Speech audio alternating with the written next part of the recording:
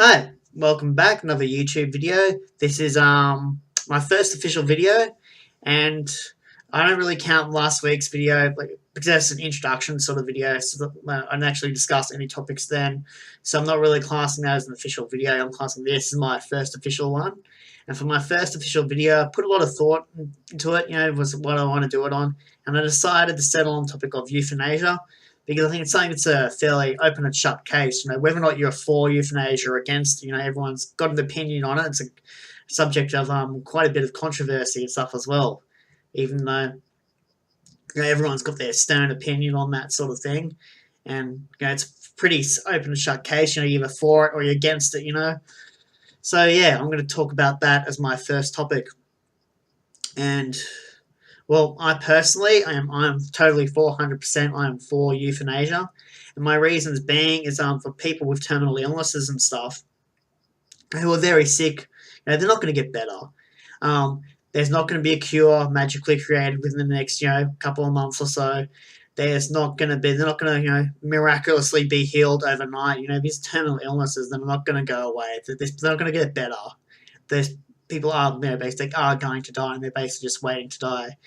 And a lot of time, that process of the waiting to die thing can be quite a long and painful one for people. And I personally have had two relatives, my great uncle and my great grandmother on my dad's side, who both had terminal cancer. I have, along with my other family relatives, and that I remember when I was going to hospital and visiting them there while they were in hospital. Basically like wasting away and becoming like a shell of them from themselves, sort of thing. And it's really intense to see someone you love and care about in pain and suffering, and also for them, to be in that pain and suffering is like a really horrible thing, and I wouldn't wish something like that on my worst enemy. Even having to witness it, was bad enough. So that's kind of like from the standpoint I'm coming from, and well, it's basically just helping people to choose to end their lives, before they have to go without all unnecessary suffering when they're going to die anyway. It's basically, so they can avoid that suffering, they can die in, peace sort of thing at a time and place of their choosing, they can say goodbye to their loved ones, everything properly, on that. And choose, die with dignity, sort of thing, their own way before they get too weak, sort of thing, if they feel that's what they want to do, people should at least have the option there to choose. If they want to have that choice, they can make that choice. But the crazy thing is they don't. And I'm not really convinced by any of the reasons people give for being against euthanasia. Sorry, I've never heard a really convincing argument against euthanasia as to why it should be illegal. And I'm also coming from the perspective, what's fair sort of thing. It's like, well, I don't think anyone has the right to tell other people what they can and can't do, with their own lives sort of thing. And generally, like in this sort of regard sort of thing, their person's dying, it's their life sort of thing. They should have the choice as to whether or not they want to end their life sooner or later. And I can't see how anyone would rationalise, being able to make that decision for them. When legally they can't even have that option because someone else says, "Oh, I'm against that." I think it's wrong when it doesn't affect them. Seems to in our society, to me, it seems like a whole lot of people poking their nose in other people's business, like when it's not wanted, it's not warranted, when it's got nothing to do with you, when it doesn't concern you at all. What gives you the right to try to make judgment on about people's lives? That's quite arrogant and quite audacious, if you ask me.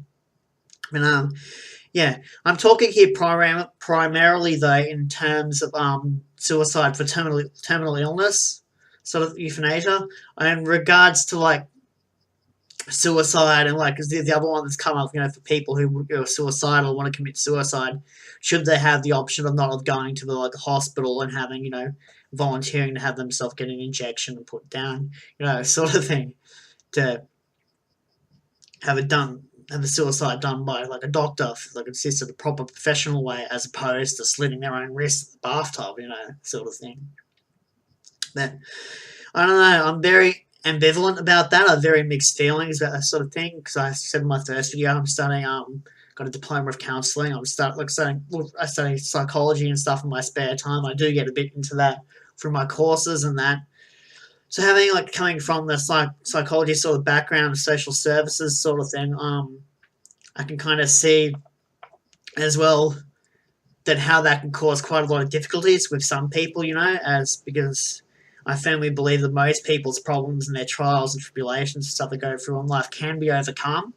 And sometimes judging whether or not suicide is right for that person, whether or not they have the mental capacity to fully appreciate and understand it, whether they're in the right frame of mind.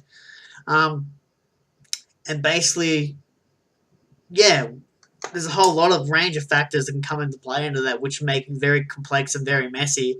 And it's something I think for now that I at least want to avoid and just stick to the talk about terminal illnesses and that for now. Although, as regards to suicide, and that, I'd say for now, if I have to give an answer, I'd say I'm against it for now, just because the complications, everything that can arise from that, people. Because the whole argument with assisted suicide for people who are terminally ill is that legislation is they have to fully know what they're doing. They have to be aware and capable to sign it. If they're not fully aware and capable in a clear state of mind to be able to make that decision, then they legally can't do it. That's a part of the legislation that comes into play with it. That's been proposed. So yeah, reasons for why people are against it. I've read quite a few reasons. There's some people come up with like religious reasons for it, being that God controls when people live or die, and God you only die when God says you can. When God decides to take you. So if you do that beforehand, then you're wrong. You're going against the will of God, and you're going to go to hell basically for that because you're a suicide now. Then there's the one saying there's a chance of abuse.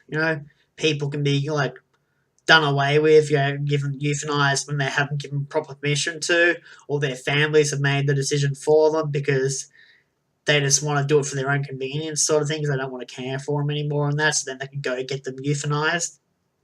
Then there's ones about how the other argument is that there's no protective measures or laws or legislation that could possibly put in place that could protect it to make sure it's done properly and ethically and how it's supposed to be done, sort of thing. And the other reason for that is that argument is that people aren't aware and might not be aware of what they're doing. They might not be in the right state of mind, to be able to clearly make that conscious decision. That decision might partly be made for them, or might be coerced into it, or forced into it, or tricked into it in some way. The main arguments against it, and as well as the ones where if we start giving euthanasia, make it legal for people who are terminally ill, then it will carry on soon we'll be doing to people who are suicidal and stuff, and people who are just because they're depressed, and people who are disabled, and people who are mentally ill. And then soon anyone can show up at the hospital to get euthanasia, to be put down when they basically there's nothing wrong with them. They just want to do. We're just basically going around doing willy nilly, I guess is what they're saying. Is we're just willy nilly euthanizing everyone left, right, and center, which is a load of crap. That's a logical fallacy. That's the slippery slope. Is that saying, because if you allow such and such this, then it's going to gradually go downhill. Things get worse and worse and worse, and led to this real massive extreme because you let this one thing happen.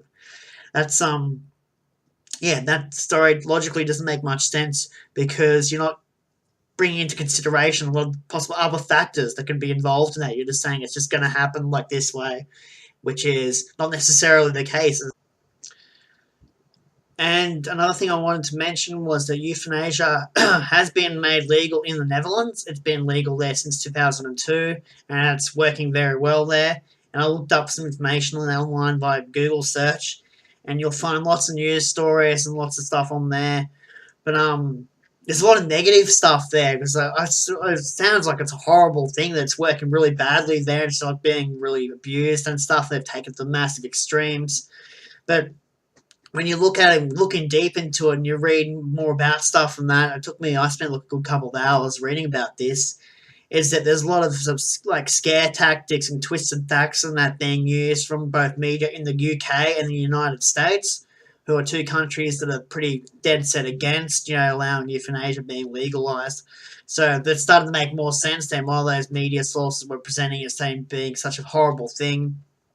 Was it because they had the protected interest in not wanting it to be legal in their countries, so somewhere where it is legal, they're taking it to try and make out like it's a really bad, really horrible sort of thing, to try to scare people here into not wanting it. But it's all I'm reading. It's often like not only giving part of the story, it's really exaggerating things. Um, for instance, like there's claim that the US media have the mobile death units, and that's basically where it's basically where they have the doctor come out to your house and he'll administer the euthanization drug to yourself in your bed in your home, sort of thing. If you don't want to be in hospital, they do it. That's all it is. But they're calling it the mobile death unit squads. Yeah. So, which is absolutely ridiculous. Yeah. But yeah, the numbers there are on the big scare things. The numbers are there on the rise. They're not sure why, because it's been gone from 1,000 people in 2002 to 5,000 people in 2014. They don't know why, and they're a bit concerned about it. It's like, well, maybe it's just more people taking advantage of the option. Over time, it's taken time for it to get up there, but more terminally ill people are saying, hey, maybe I'll get this option, or maybe I'll use it. Over time, that's what I reckon is probably more than likely is. Nothing to be concerned about. It's naturally the people takes a bit while to get used to it, but once the society actually gets used to it, sort of thing, it becomes more of a common and accepted thing. So yeah, there's really nothing to be worried about there. And I've read stuff about infanticide. Infanticide sort of thing is a big one as well, where babies who are terminally ill are being killed without their permission and stuff. It's like, well, babies can't really give permission to have something like that. It's something Netherlands government has decided to leave up to the parents with things like leukemia and stuff like that. And quite a few cases, parents have consented to have the child's life terminated, which is really unfortunate. But when they're born like dead, terminal illness like leukemia and stuff, it's the same sort of thing. You don't want them to be in pain. You don't want them to suffer. Sort of thing. It's trying to do guess what they say as the humane way, the humane sort of thing. There has been abuse. There's been cases of abuse there. So, well, abuse is really going to happen with anything. You get, doctors, vets abuse thing. Normal doctors, a lot of abuse with normal doctors and dentists and nurses and stuff. You hear stories of abuse there all the time. You don't see anyone calling for an end to surgery or an end to stop medication or anything like that, because that's still going on. The abuse happens. It's a part of life. Humans are like that. Some are pretty crappy people, But yeah, and I think the fact that there has been some cases of abuse there means that the whole thing should be completely thrown out just like that. Yeah. And it's basically being presented that they're just willy-nilly euthanizing people for no particular reason. People come in and say, hey, euthanize me. Okay, sign right up. Yeah. It's not like that at all. But yeah, it's being really presented like that, which is quite unfair. And okay, just going back to what I said before about presenting the counter-argument, I'm going to launch into my rebuttal now to some of those claims. The first one, risk of abuse was one of the reasons brought up why it should be illegal. So, as I said before, well, the risk of abuse, or negligence even, is there with a lot of things, with a lot of doctors, nurses, all that sort of thing, anything in the medical profession, and pretty much anything can have, risk of abuse or negligence is present, So that's just really a risk that comes, associated with work. Anything that has to do with humans has risk of abuse or negligence to it. Doesn't matter what it is, police, fire, medical thing, military, teaching, anything to do with people, So that's not really much, to me, that's not really a valid argument to say why it should be illegal, because that risk is everywhere, and there's also other things, that doesn't have hindered their legality at all. So bearing that in mind, yeah, that really not much of an argument to me, because they're saying they're using on people who don't want to die, using it as a way to get for people to get rid of relatives that they're sick of caring for.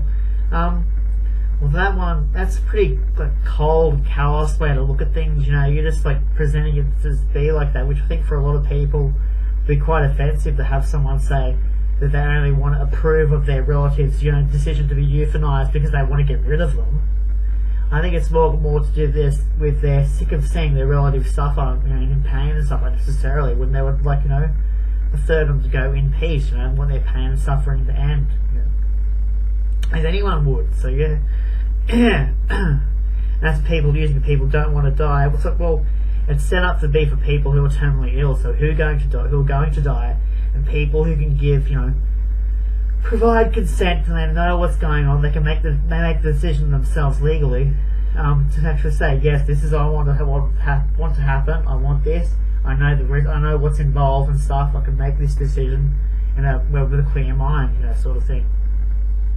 And yeah, they're saying that it can't be made safe by any law or protective measures, which is, I've never really seen much of an argument given for that apart from just people saying that. They haven't really presented much evidence or given much of a good argument for it apart from just stating it as an opinion from what I've seen online, talking to people and what I've heard and stuff.